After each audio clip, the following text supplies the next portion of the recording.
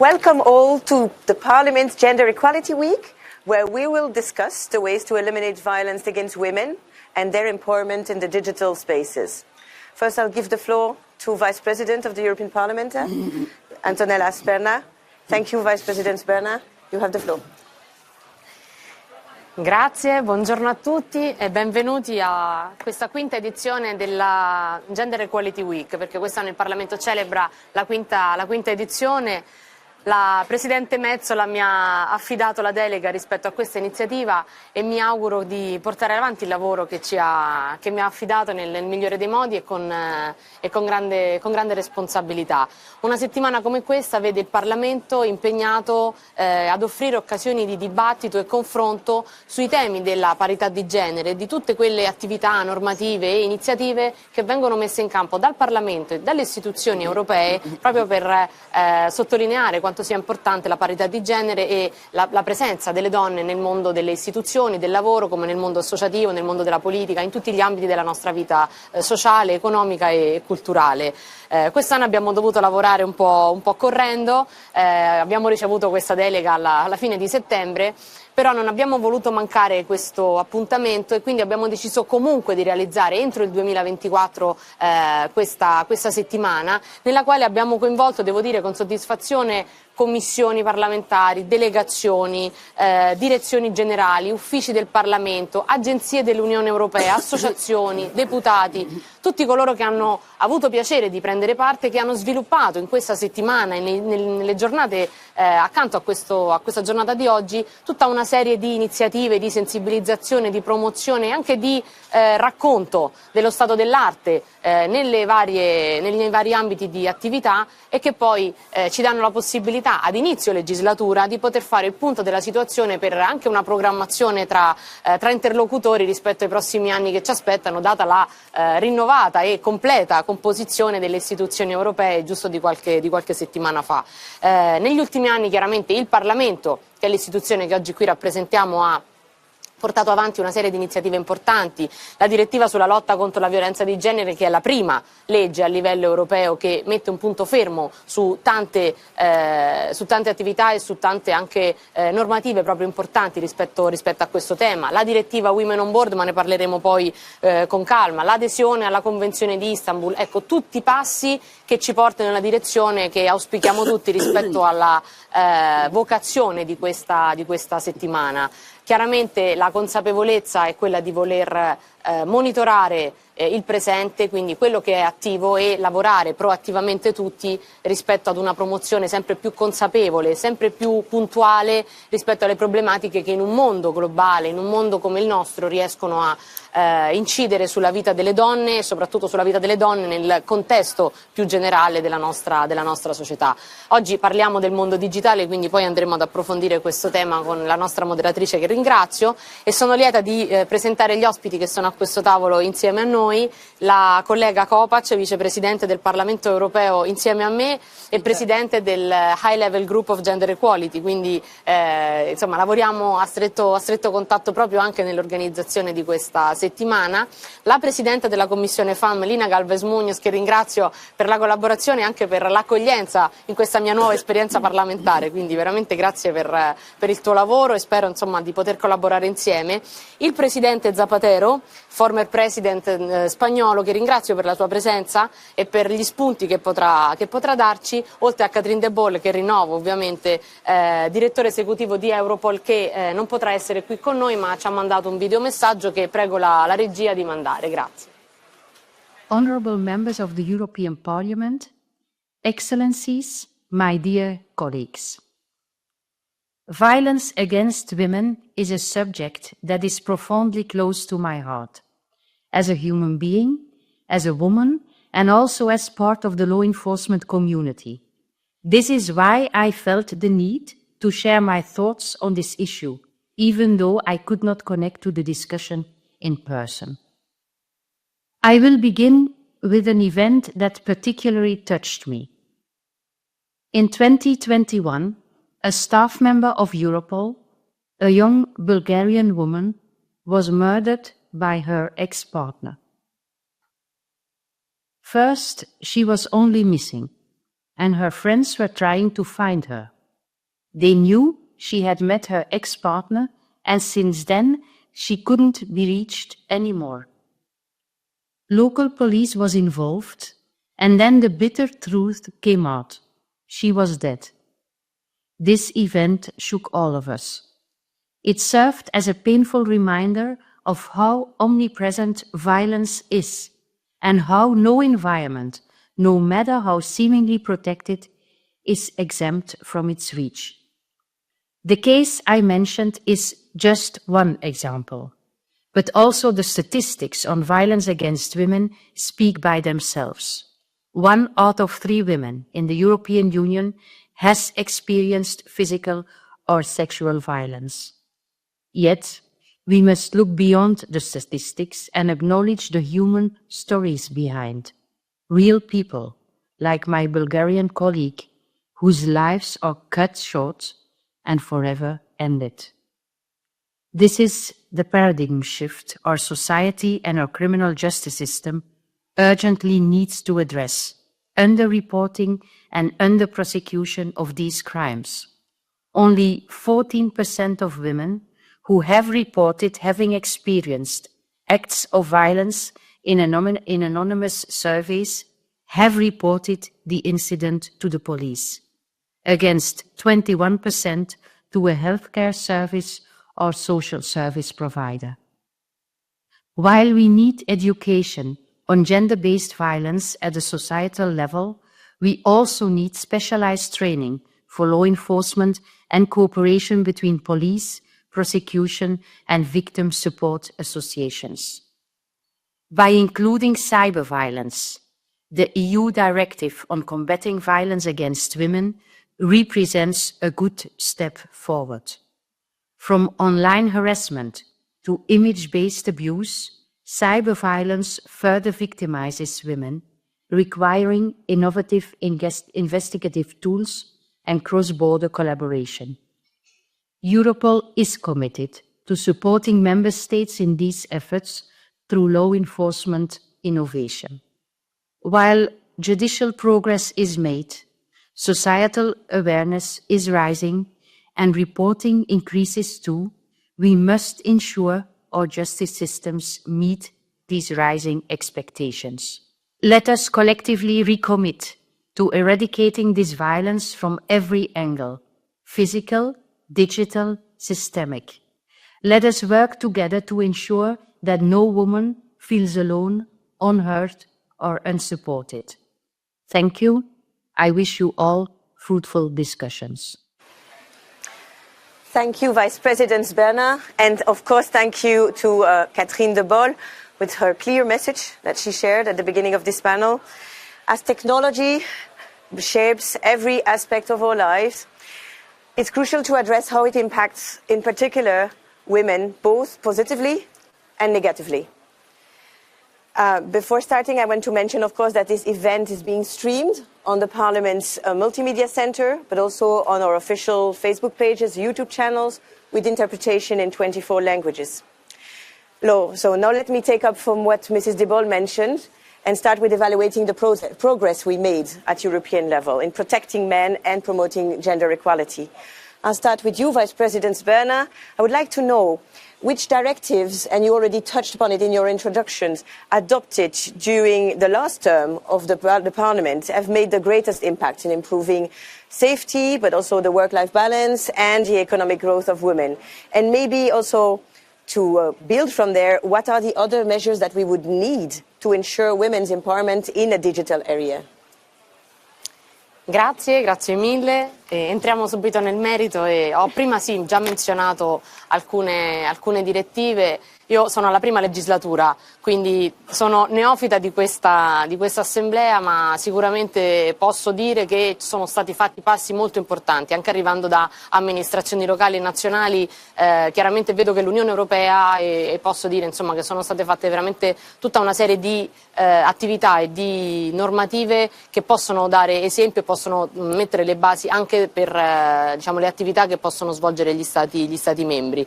Ne cito alcune come la direttiva sull'equilibrio tra vita privata e vita lavorativa anche per i congedi parentali dei papà, e quindi tutta la parte, diciamo, di aiuto e sostegno alle donne rispetto a una divisione del carico familiare che consente anche un empowerment dal punto di vista lavorativo, perché comunque inevitabilmente sulla mamma, sulla donna ricade una responsabilità genitoriale e familiare più cogente, ma la facoltà che anche l'Unione Europea fornisce rispetto alla possibilità di sostegno ai papà significa che si vuole puntare su una parità veramente di realtà, e questa credo sia una delle direttive importanti da citare, perché poi nella vita quotidiana di tutti noi, io ho 3 figli, quindi ho mio marito che come me è impegnato in politica, e quindi siamo entrambi investiti di questa responsabilità, e credo che la condivisione anche a livello di aiuto e di sostegno anche da parte di normative sia fondamentale, lo viviamo nella nostra vita di tutti i giorni. La direttiva sulla trasparenza retributiva, quindi la possibilità di pubblicare gli stipendi piuttosto che nelle attività che vengono fatte dalle grandi agenzie o dalle grandi aziende rispetto alla anche accessibilità, no, delle donne rispetto ad alcune posizioni, e quindi rispetto anche ad alcune posizioni salariali, è importante, perché anche l'obbligo di pubblicazione rende diciamo responsabili, se vogliamo, coloro che poi hanno l'onere di dover pubblicare questi dati. La direttiva delle donne nei consigli di amministrazione, la cosiddetta Women on Board, che è una direttiva che consente di poter accedere alle più alte cariche dei consigli di amministrazione. In Italia abbiamo un esempio transitorio che c'è stato negli anni scorsi. È chiaro che io ritengo che sia una misura di educazione culturale, perché io lo dico chiaramente, sono per il merito, non sono per le quote in quanto tali, ma sicuramente in un mondo come il nostro, in una società come la nostra, questo tipo di normative sono importanti per instillare un cambiamento culturale e quindi dare la possibilità di entrare alle donne, di dimostrare quello che possono fare e di poterle mettere sullo stesso piano rispetto comunque a un mondo che è molto più man-driven se vogliamo, no? Rispetto a questa attività, e ce ne sono anche diverse altre rispetto al mondo digitale. È chiaro che sono tutte normative che sono state messe in campo in un quadro anche direi armonico, perché come vedete toccano più aspetti e più campi dell'attività normativa, quindi non si concentrano paradossalmente solo sulla violenza di genere, ma vanno anche a toccare tutta una serie di attività che sono collaterali alla vita della donna, che serve poi per rafforzare quell'empowerment che noi oggi stiamo tentando di analizzare nel modo migliore, anche per darci degli strumenti ulteriori e per il futuro. È chiaro che noi dobbiamo nella nostra attività monitorare l'attuazione, perché un conto è avere delle direttive, avere dei regolamenti, avere delle normative messe a terra, un conto è poi calarle nella realtà e monitorare la loro applicazione, correggere il tiro per quanto di competenza chiaramente delle varie istituzioni che rappresentiamo, e consentire sia agli Stati membri ma anche a noi stessi che li rappresentiamo di poter lavorare nel senso di una implementazione e miglioramento rispetto anche magari a degli angoli che ancora, o delle sfaccettature che non sono state magari ancora tanto autorizzate, soprattutto, e mi concentro e chiudo, la parte digitale, che è quella che in questo momento, proprio per la vastità e la difficoltà, diciamo, nell'arginare, ne parlavamo prima con i ragazzi che abbiamo incontrato, con i content creators che abbiamo incontrato poco fa, la difficoltà nell'arginare alcuni tipi di espressioni che chiaramente in rete e online sono assolutamente incontrollati o non hanno questo. Ecco, io credo che il nostro compito sia quello di monitorare, controllare e poter agire chiaramente con le nostre prerogative dove possiamo implementarle. Yes.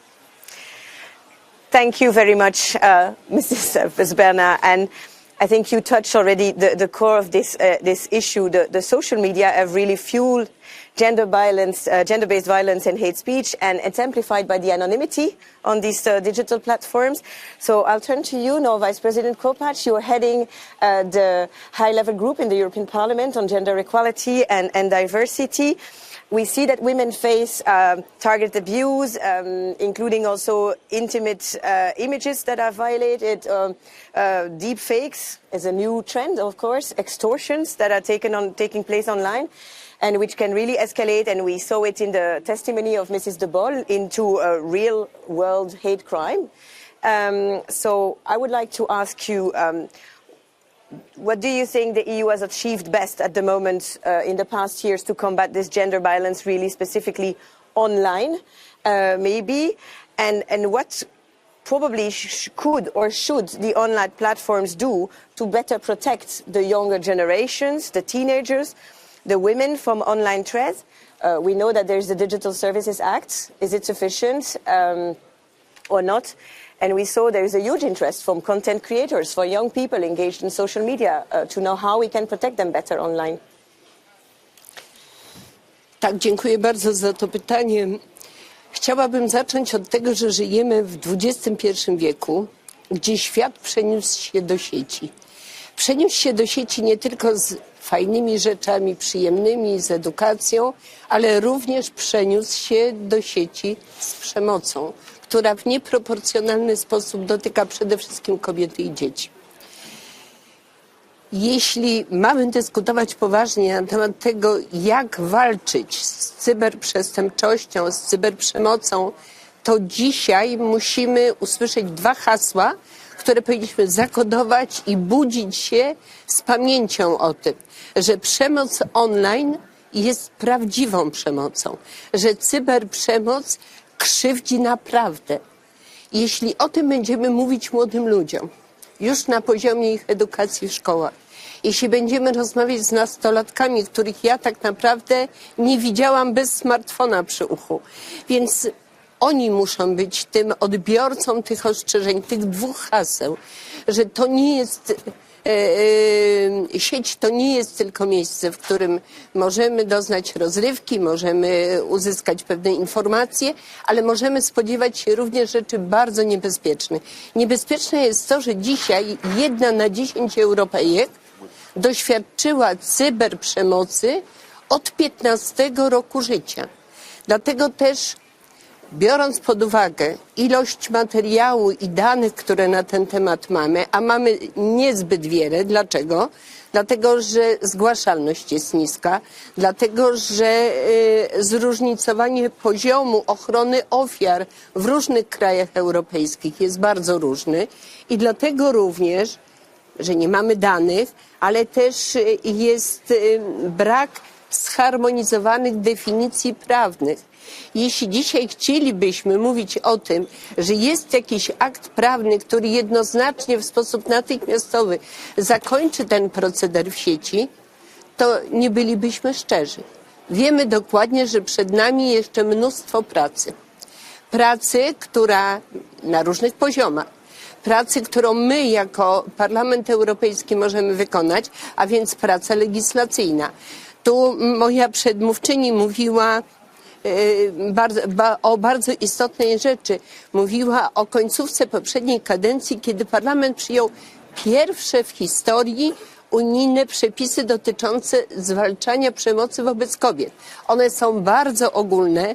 Każdy z krajów członkowskich będzie musiał je zaimplementować do roku 2027, ale jest nowy akt o usługach cyfrowych, który od roku 2022, bo on wszedł w życie 2022, który już nakłada na właścicieli platform cyfrowych usuwanie treści, które mogą ranić, które mogą być obraźliwe, które mogą być nieprawdziwe, ale też chronią w sposób oczywisty dzieci. Czyli jak gdyby audyt tego, co pokazuje się w sieci, powinien być pod kontrolą tego, który zarządza tą platformą. Jestem przekonana, że jeśli połączymy oczywiście edukację we wczesnym okresie, plus do tego przepisy prawne i skuteczne ich egzekwowanie, to będziemy mogli mówić dopiero wtedy o tym, że rozpoczęliśmy poważną walkę z cyberprzemocą wśród kobiet. Thank you very much, Mrs. Kopacz. I think I'll come to you, Mrs. Galvez, as chair of the committee in charge of those questions in the European Parliament. We've already heard several good examples of legislations, of also sensitization actions that are taking place. There are some of those legislations that will take, full resort as of 2027. They will enter into force.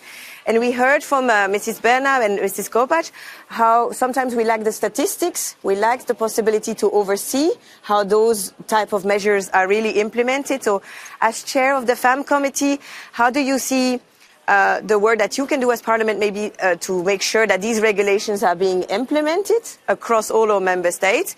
And maybe a bit looking ahead, like how are you planning to oversee this through the term, and what do you do? Which new initiatives do you expect from the new commissioner and the new commissioner that was just recently confirmed, Mrs. Labib? What do you expect to be presented in the coming months? So first of all, thank you. Thank you very much for organizing this panel in the Gender Equality Week, which is a good way to show to everyone, to share with everyone what we are doing every day during the year, not only this time, in order to advance on gender equality, women's rights, and protect women in all Europe, because this is what we are doing here, that no women could be more protected for being from one country than to another. So this is very important, and that goes directly into your question on the implementation, because Vice President Sverna said all the good advances we have done in the last term, very good ones, gender-based violence, the first gender-based violence directive for Europe. It is probably one of the most important ones. But now we need to implement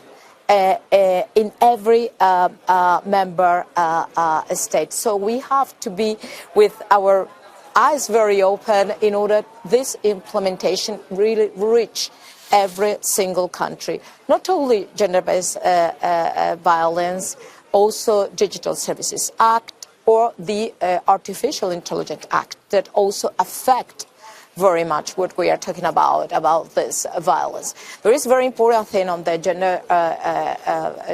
gender-based violence directive is that it includes also cyber violence, which obviously we know that affects mainly women, and it affects women also in a differentiated way than affect men, because it is normally also linked to sexual violence online, and that obviously had effects on the life of all women, especially the ones that are more exposed. We were talking before with the young women, with these influencers that are very much exposed, but also us as female politicians are very exposed to that violence, or the ones that are in the news and journalists, for instance, are very much exposed and receiving very much this violence, that it is not only having mental health and other effect, but it is also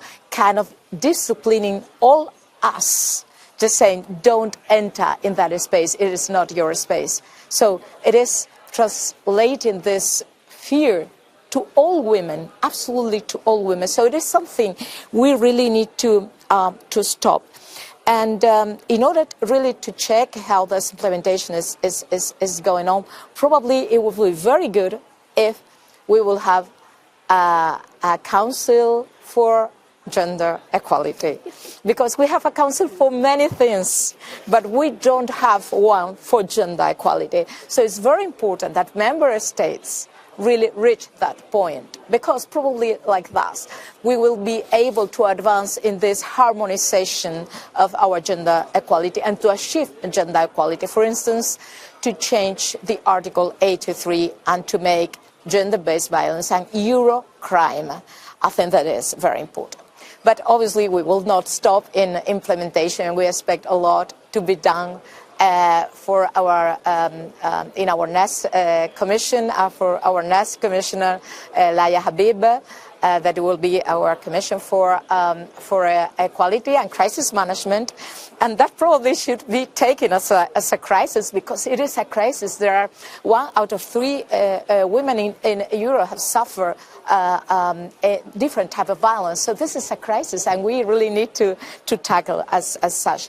Obviously, we need to advance in a specific legislation, but also mainstreaming. So we need to advance on gender equality policies, but also bringing equality to all policies. This is extremely important.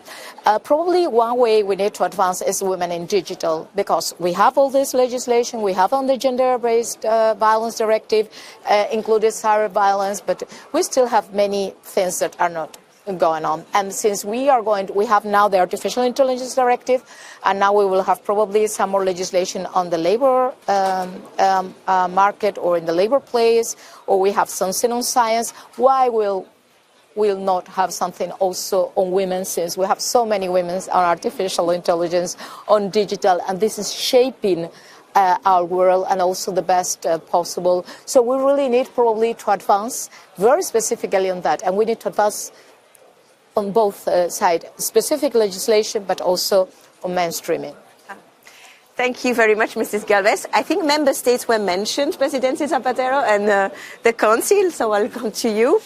Thank you for also being part of this panel. In 2013, you received this Clara Campo Amor Prize for your significant advancement on gender equality during your time as Spanish Prime Minister. And back then, you shared a quote that remains relevant today and that we really wanted to share again. Equality lives in ideas and ideals and blossoms through education and respect. And I think it remains very true. We talked legislation, we talked implementations, but I wanted to ask you, Presidente, what gaps remain in fostering social awareness of the gender equality. How can we further educate, engage younger generation, younger generation on this issue? Gracias. Debo en primer lugar agradecer esta invitación. Estoy extraordinariamente feliz de estar aquí en el Parlamento Europeo. La Unión Europea es para mí el estadio más avanzado de la civilización política y desde luego también pues la materia que nos ocupa, la lucha contra la violencia de género, me parece una cuestión esencial. Deseo resaltar dos ideas. Cuando hablamos de la lucha contra la violencia de género, estamos hablando también de la lucha contra la violencia.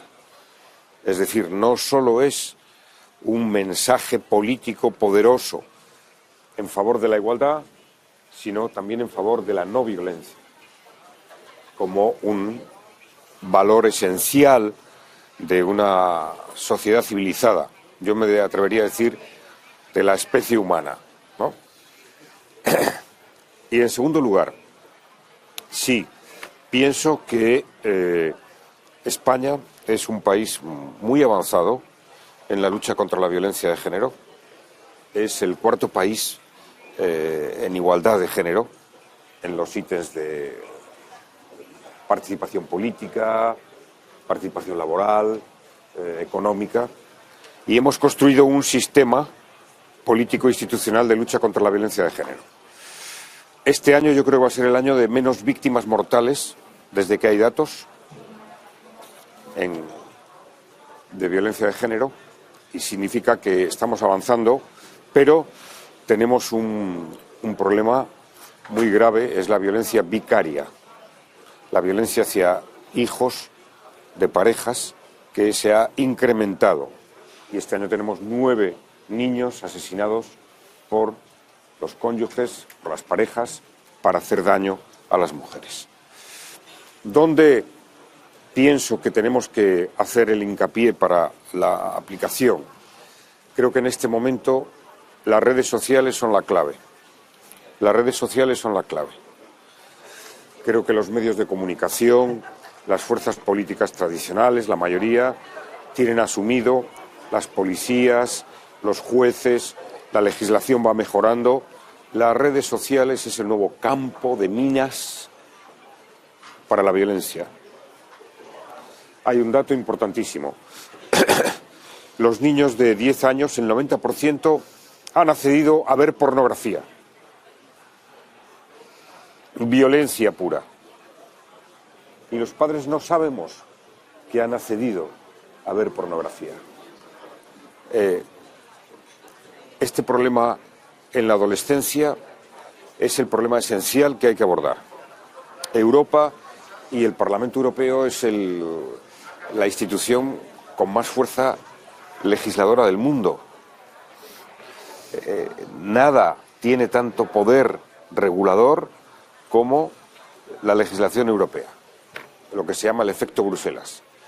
Yo creo que tiene que profundizar, ha avanzado con la última directiva que se va a transponer, pero es esencial abordar con mucho rigor el tema de la pornografía en la adolescencia.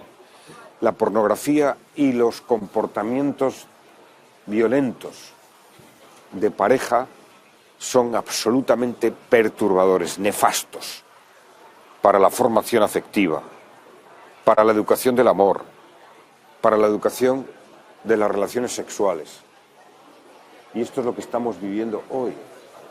Es decir, debería de haber un compromiso legislativo en favor de los adolescentes. Fíjense que es verdad que las víctimas son el centro de las leyes y políticas de la violencia de género, y es así, debe ser así, las víctimas, claro está. Pero tenemos que hacer otras directivas, otras políticas y otras leyes tan poderosas de prevención de los posibles agresores. Y por tanto, creo que es tan necesario invertir esfuerzos en las víctimas como invertir en la prevención de los agresores, en los adolescentes.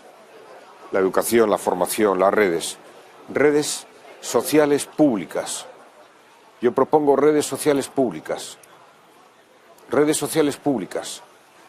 que garanticen valores, que hagan pedagogía, que contrarresten el legítimo o no interés comercial de las redes privadas, que sabemos que están desbordando cualquier imaginación, cualquier capacidad de pensar ya en términos democráticos, porque todos sabemos que hay un nuevo terreno, un nuevo escenario social, que son el mundo de las tecnologías de la comunicación, que es extraordinariamente, tiene más riesgo que todas las adicciones con las que luchamos por nuestra salud y por nuestra salud mental. Y esto me parece muy importante. Por consiguiente, yo diría que centrémonos en los adolescentes, centrémonos en la prevención, centrémonos en las redes sociales y, por supuesto, que para la Unión Europea esta semana y la política en favor de la igualdad de hombres y mujeres sea la gran prioridad. La contraseña, el password de la democracia es la igualdad. Y la mayor desigualdad que ha conocido la historia, la mayor discriminación es entre hombres y mujeres. Es prehistórica, antes incluso del Imperio Romano, antes incluso de la cultura griega. Ya había esa discriminación. Es bien interesante estudiar la arqueología, cómo la arqueología nos ha legado todo un testimonio de discriminación.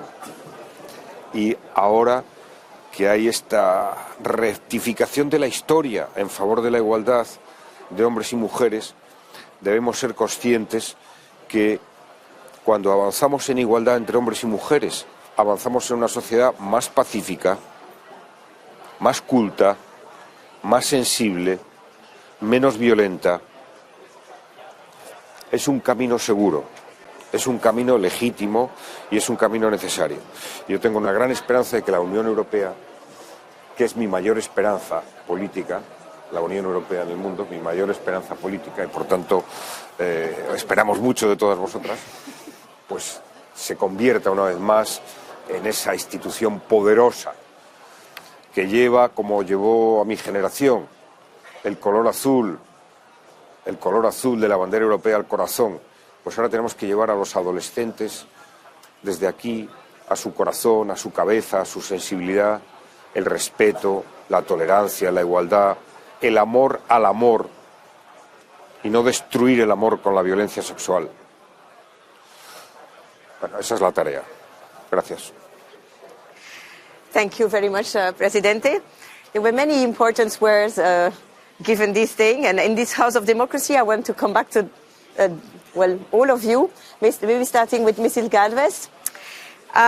We heard a lot is needed in terms of prevention. Is there anything you expect from the Commission in that regard? Not only from the Commissioner in charge for especially gender equality, but in general, because we see it's a topic that should be addressed across different sectors. So what are the expectations of the FAM Committee in this regard? So thank you very much. So prevention, it is in the directive. It is one of the core part of the directive. But obviously, it is not enough with the directive. The President Zapatero has explained perfectly how we really need to target, especially children, especially young people, how we can reach them also with democratic values, in which gender equality is at the base of these democratic values and at the base of our core values here in Europe. They are enshrined in the treaties. Sometimes we forget about it. So why it is quite surprising that we have an agreement for a harmonization for so many things. I don't know, plastic bottles, nothing against plastic bottles, but not on women's rights. We don't have common harmonization on what is women's rights.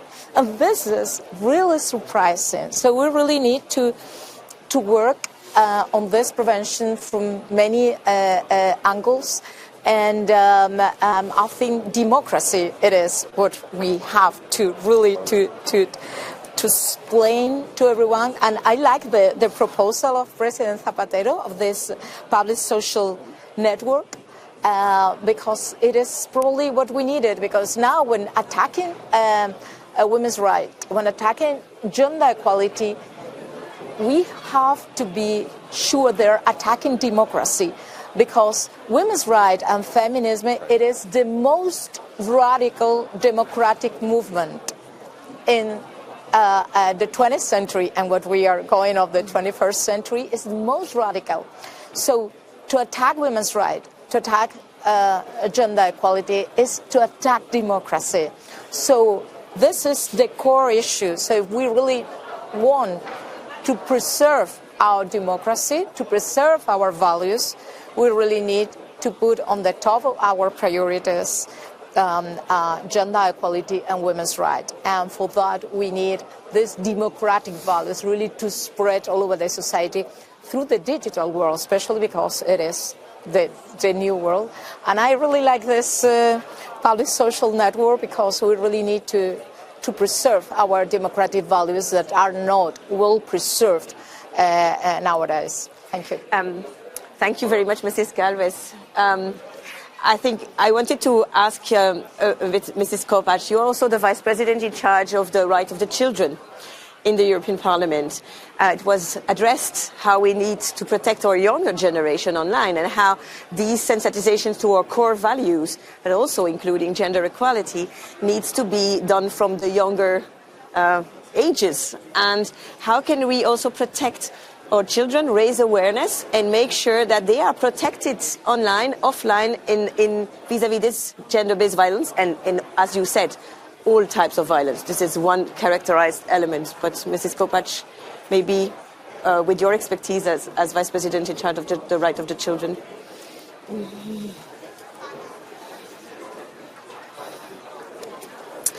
Dziękuję bardzo za to pytanie. Chciałam wrócić do tego, co powiedział pan Zapatero. Chcę, żeby Parlament Europejski, w którym mam zaszczyt pracować już drugą kadencję, był miejscem, które będzie świecić przykładem. Znaczy, my mamy promieniować te parlamenty europejskie. To my mamy tutaj w uzgodnieniu politycznym, a myślę, że tu powinien być szeroki konsensus polityczny, co do tego, jak chronić kobiety i dzieci, chociażby w świecie online. Jeśli dzisiaj mówimy o skutecznej walce z cyberprzemocą, to powiem jak lekarz, bo jestem lekarzem z wykształcenia. Cóż, postawiliśmy diagnozę, ale tak naprawdę jeszcze nie mamy do końca skutecznego lekarstwa na tą chorobę, którą rozpoznaliśmy. Czy to można zrobić? Oczywiście można zrobić przy szeroko pojętej woli politycznej. Dam jeden przykład. Kiedy byłam premierem swojego kraju, ratyfikowałam konwencję stambulską. Byłam kobietą, premierem, który chciał walczyć z przemocą wobec kobiet. Co się stało wtedy, kiedy przyszli po mnie następcy i na czele rządu stanął mężczyzna? Chciał wypowiedzieć tę ratyfikację, chciał wypowiedzieć konwencję stambulską. Byłam zaskoczona, że można, niezależnie od swoich poglądów politycznych, wspierać oprawców, którzy znęcają się nad dziećmi i nad kobietami oczywiście. Więc jeśli nie będzie woli politycznej, jeśli nie będzie określonego priorytetu, że my dzisiaj idziemy z jasnym przesłaniem, również edukacyjnym w stosunku do dzieci, pamiętamy COVID. Pamiętajcie również, że te dzieci nie spotykały się tylko z przemocą w świecie online. One spotykały się niekiedy siedząc w domu ze swoim oprawcą przemocowym, ojcem lub matką w domu, bo nie chodziły do szkoły. Więc jeśli mamy chronić tych najsłabszych, czyli jeśli mamy chronić nasze dzieci, to zacznijmy od najmłodszych lat. Zacznijmy mówić, czym jest sieć, czym jest internet, czym jest telefon, ile daje przyjemności, jak można z niego korzystać, ale również równolegle ostrzegać o niebezpieczeństwach płynących dokładnie z użytkowania smartfona, czy ewentualnie użytkowania swojego konta na platformie X, na Facebooku czy Instagramie. Ci młodzi ludzie zaczynają bardzo wcześnie. Oni dzisiaj przestali między sobą rozmawiać. Oni do siebie piszą maile. Oni ze sobą wysyłają do siebie SMS-y. I to jest niestety przykre, ale nie zrobimy z tym nic ustawodawczo, dopóki nie będzie pełnego porozumienia między opiekunami prawnymi, rodzicami, edukatorami, czyli nauczycielami w szkole i politykami, którzy będą tworzyć ramy prawne. Dziękuję. Yes. Well, thank you, Mrs. Kopacz. Vice President Berna, I think we've heard that many things have been done and many legislation are in place, many sensitization actions. I think there's an agreement that more needs to be done. Is there a sufficient awareness of what exists at European level and at national level? Is it sufficiently communicated? Are the tools sufficiently present for the daily lives of the educators, the family, to communicate on this topic? Maybe this is something, of course, as Vice President, that you're also engaged as member of this also a high-level group on the gender equality and diversity. Grazie per la tua domanda. Io ritengo, ho ascoltato con attenzione tutte le suggestioni che sono venute perché vanno, credo, tutte nella stessa direzione. Diceva la collega che a volte ci dimentichiamo che noi lavoriamo al Parlamento europeo tutti quanti basandoci su dei trattati e su dei valori comuni, quindi su quelli dobbiamo costruire tutte le indicazioni legislative che poi andiamo a votare. Quindi se tutti i 27 paesi lavorano insieme su dei valori comuni, è chiaro che c'è consonanza, a prescindere dalla provenienza politica, come diceva la collega Kopacz, rispetto a dei valori fondamentali ed essenziali che non sono negoziabili, cioè la dignità della donna. Io l'ho detto anche in un recente discorso in aula che ho fatto proprio in occasione della giornata mondiale contro la violenza la giornata internazionale contro la violenza sulle donne. Ci sono valori che non sono negoziabili.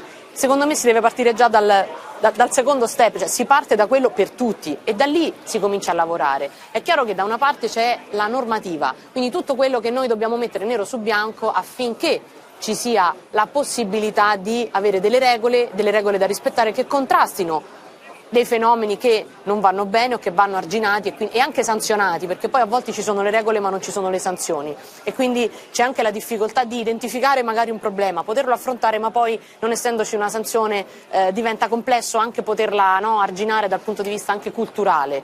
E poi credo che dobbiamo fare uno sforzo ulteriore nella nostra veste di legislatori ma anche fuori rispetto al permeare tutte le nostre attività e tutta la nostra comunicazione rispetto a quello che facciamo.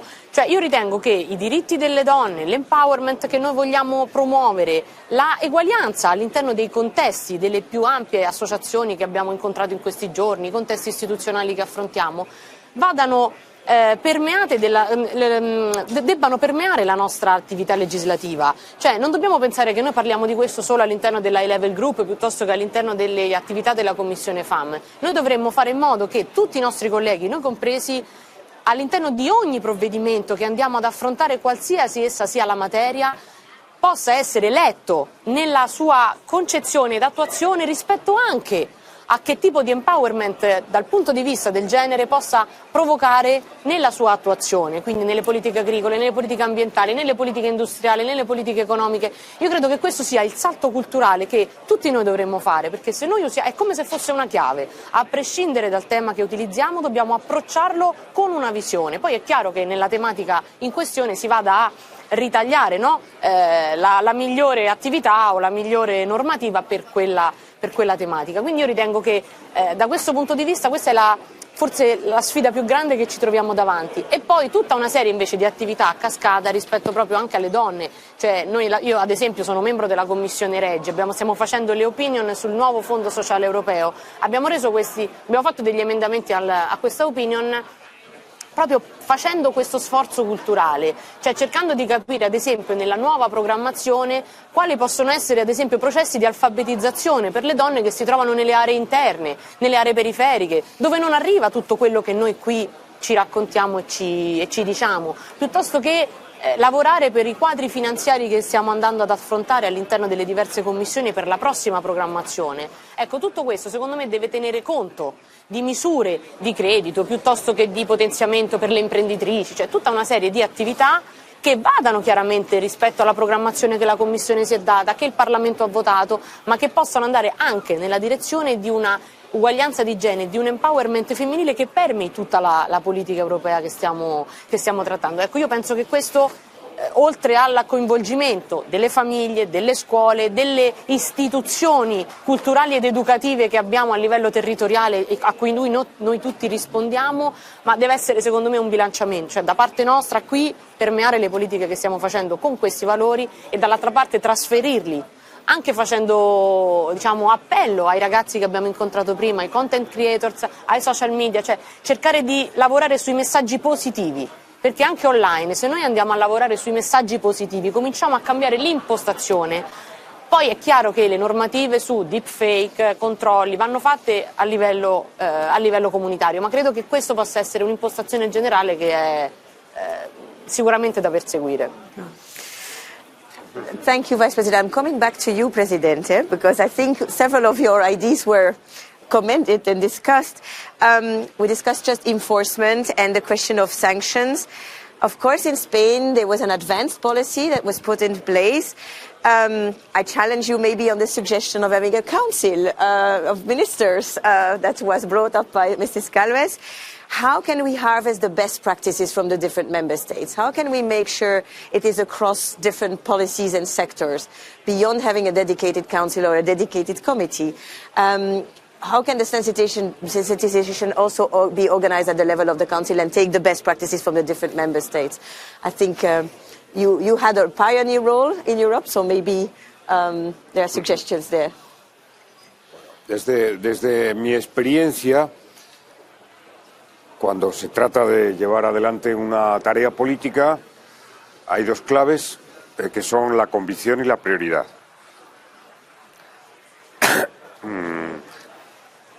Si uno tiene una convicción en que la lucha contra la violencia de género es algo crucial para una sociedad, crucial para la libertad, crucial para la igualdad, decisivo para una sociedad pacífica, para una sociedad que respete, que valore las relaciones personales, la libertad de una mujer, la libertad de todos y cada uno de nosotros, pues al final es una gran prioridad.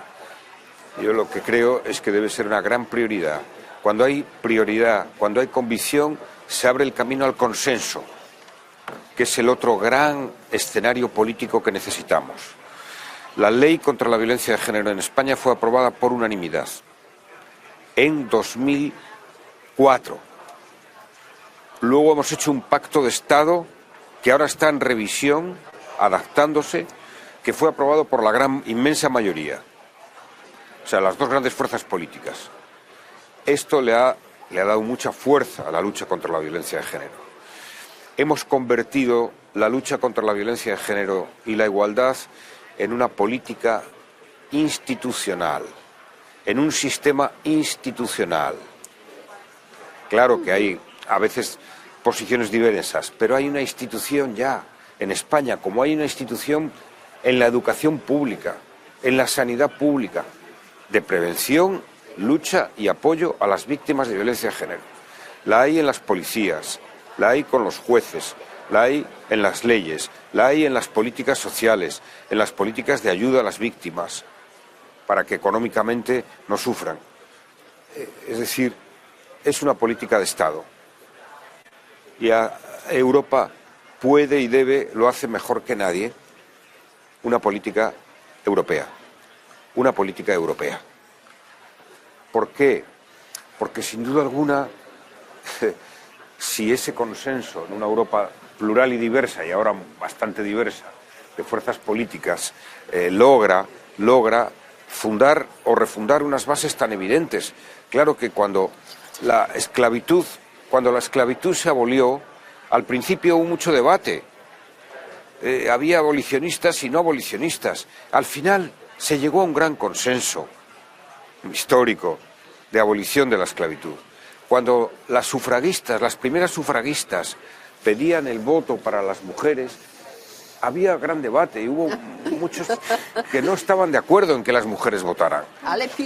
Por diversas razones. Bueno, pero eso se fue abriendo paso. Y yo creo que con el diálogo, con el consenso, se abren paso verdades que son inequívocas, como que hombres y mujeres somos iguales. Y verdades que son inequívocas, que cuando la historia ha discriminado mucho a las mujeres, como lo ha discriminado, si tú te incorporas de valores en defensa de la igualdad, pues eres mejor persona. Mi generación es una generación que, cuando éramos jóvenes, todavía éramos machistas. Yo he pasado esa evolución. Afortunadamente, una de las cosas que mejores me ha pasado en mi vida es haber podido crecer, madurar y dejar atrás cualquier atisbo de machismo, porque me produce alergia, es peor que un veneno, el machismo, y haber abrazado la libertad maravillosa del feminismo y de la igualdad. Thank you very much, President. I think Vice President Kopacz wanted to react. Ja mam jedno pytanie, właściwie stwierdzenie. Panie premierze, ja myślę, że pan wspomniał o opiece nad ofiarami. Ale przyzna pan, że pewnie ta opieka nie we wszystkich krajach jest jednakowa. I widzimy to z tych bardzo skąpych statystyk. Jeśli tak, to jakby pan widział rolę Parlamentu Europejskiego, Unii Europejskiej, żeby ofiara była ofiarą w każdym kraju, niezależnie od tego, jakiego jest wyznania, z jakiego kraju pochodzi, jakim językiem się posługuje. Czy jest tu rola i przestrzeń dla Parlamentu Europejskiego, Unii Europejskiej, żeby wesprzeć te kraje, w których ta opieka nad ofiarami jest niedostateczna? Mr. Zapatero. Por supuesto, y además cada vez que se europeiza una política, cada vez que hacemos una política común en defensa de derechos y libertades, damos un gran avance a todos los países. Y yo, por tanto, creo que eso es fundamental, que se pueda, habrá que negociar políticamente, pero no podemos pensar que Europa es la mejor y la más rápida para que los mercados sean únicos, y está muy bien porque es progreso económico, el mercado común, y no hagamos también una unión en la libertad y en la igualdad en favor de las mujeres.